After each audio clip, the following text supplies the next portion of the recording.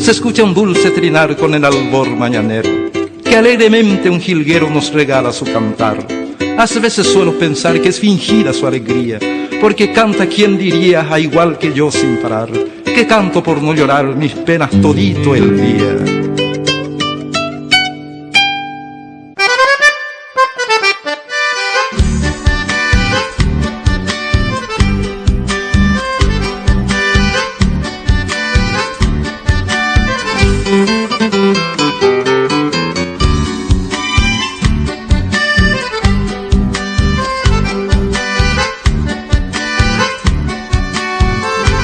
Cuando el sol nos anuncia el día, me sorprende por el sendero. Muy alegre siempre el jilguero me contagia con su cantar. Al escucharlo una melodía, en mis versos yo fui formando y mis penas voy pregonando, pues yo canto por no llorar.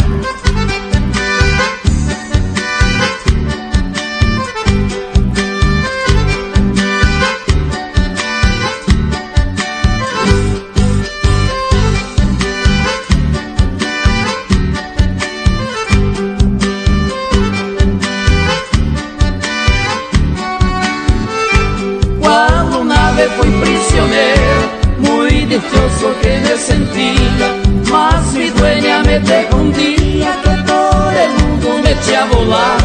Soy tan libre como el jilguero que cantando de rama en rama llora y llora por la que ama sin poderse ya consolar.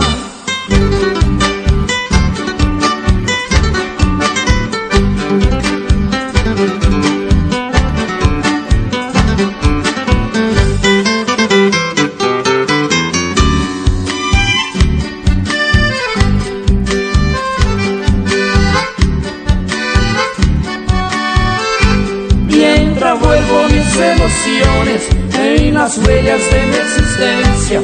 Con mi canto lloro la ausencia de una ingrata que me olvidó. Hoy perdida mis ilusiones, tanto alegre como el jilguero. Si mañana de pena muero, un concierto será mi adiós.